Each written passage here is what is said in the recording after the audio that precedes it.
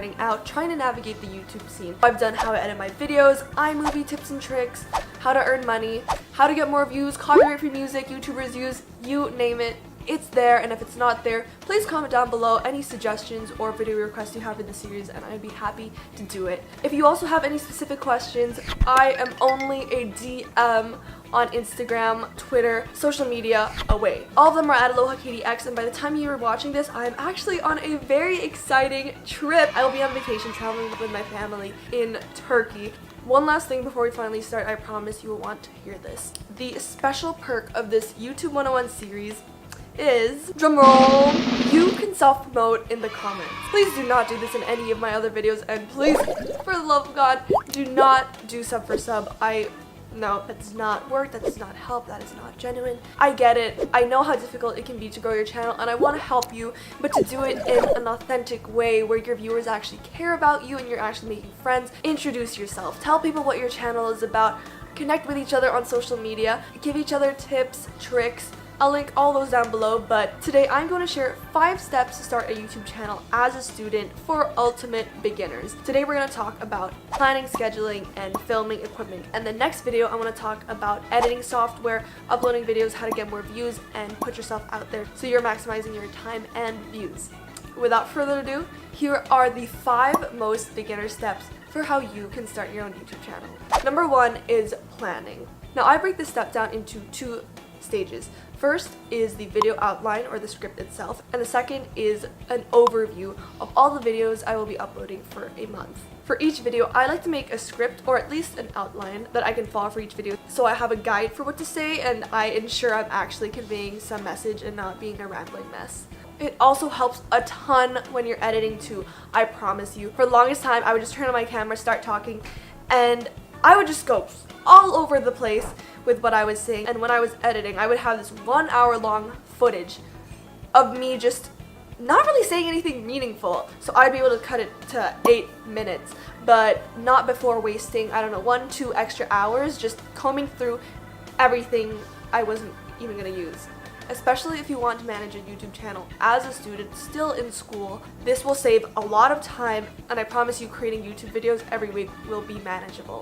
The second thing is a schedule of all the videos I want to upload with the important dates. So that's the target upload date and also the date that I'm going to film the video. As a student, I'm sure you have a planner or some way of keeping organized with all your assignments, so why not do it for YouTube too? To do this, I use Evernote, which is compatible on your laptop, iPad, phone, because they have a calendar template where I can visually convey this. I don't know if I would recommend it though because the app isn't super friendly, especially for offline editing and syncing. So alternatively, I am trying to shift to Dropbox Paper right now, but Google Documents is also a go-to. Pro trick that has helped me save so much time. It's really all about making the most of your time if you want to fit a YouTube channel in your life. What I do every month is bulk film videos. What this means is I do my workflow for a whole month load of videos together. So ideally, I would film 2 to 4 videos in one day straight, just change the clothes. Not gonna lie, I don't know about other people, but that's all I do. I just change the shirt so it doesn't look like I didn't try, even though I just barely tried. And that way, I have all the footage I have already for the next 3 weeks of the month, and I can just focus on each stage on its own, film everything, and then edit everything, and then upload and schedule everything, because I used to do everything on a week basis. So on Saturday, I would film a video, I would edit all the way till Thursday, and then upload on Friday. And if you do that, every week, it's just, you're just, I don't know. Like you're always thrown into that rhythm. This has streamlined my workflow significantly. And to keep track of the progress of all the videos I'm aiming to upload that month, I use a Gantt chart. I learned in CS in high school actually. I organize it into 6 columns. First one is the video title, and then the next 5 are the 5 stages of each video. So green would mean complete, orange means work in progress, and yellow is like upcoming, keep in mind. Second stage is filming. I'm going to give some camera suggestions right now. If you're willing to invest in one, by no means is a professional camera necessary for starting one. Look at the quirky YouTubers nowadays like Emma Chamberlain, Best Dressed. They just do inserts in the middle of the video on their webcam with, you know, me editing right now or some photo booth effect, and they have millions of subscribers. So don't let the lack of high quality professional filming equipment stop you from even taking the first step of starting a YouTube channel. I promise you that these things will come later if you see fit. Start with whatever you have, even if you have to borrow your mom's phone. I know some people just borrow their friends' cameras. My first recommendation is the vlog camera that every YouTuber uses.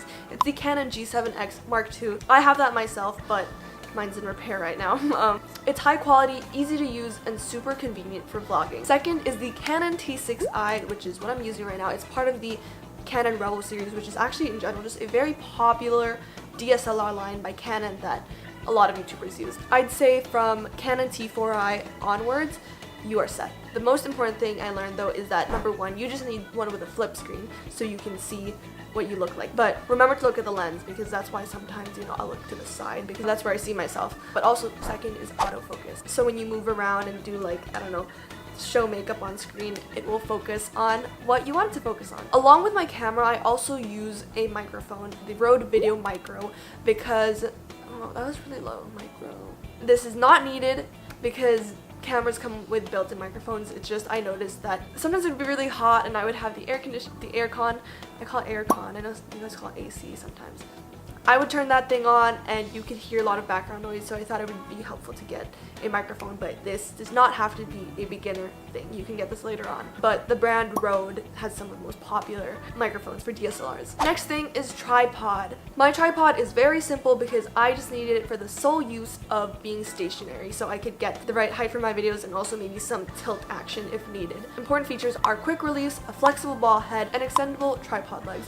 Mine is not a professional video one where you can do pans and tilts. I personally didn't have a need for that, so I didn't get it. I will link mine down below. I think it's relatively cheaper. It's really portable. You will notice that in general all tripods are really heavy, but this one I think is relatively lighter. If you're thinking of vlogging more, you might consider a mini tripod, which I would 10 out of 10 recommend, because otherwise you're holding the camera directly in your hands and you're probably going to be shakier. So I would suggest getting a Joby Gorilla Pod.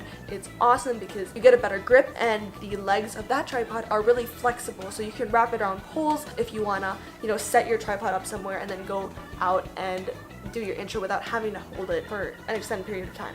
The one I use is the 325 magnetic one, which is good for cameras under 325 grams, and it's magnetic, so it sticks to poles really powerfully. It's great. Again, I will link all of these down below. Another essential is an SD card. At least 32 gigabytes.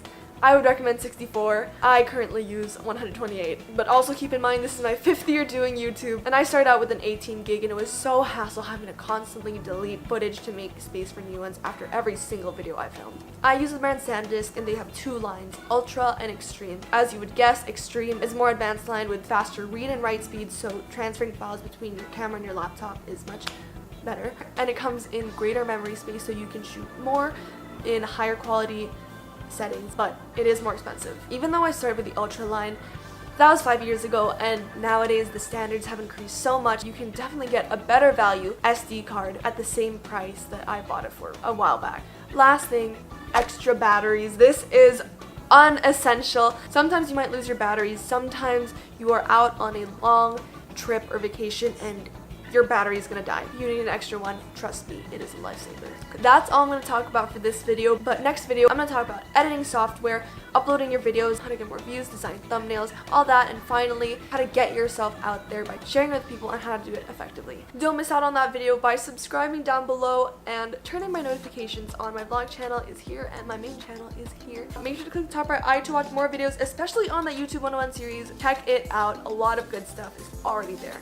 Follow me on social media at LohaKatieX. Best of luck with your channels. Don't forget to introduce yourself down below, and I will see you next week with another video. Bye!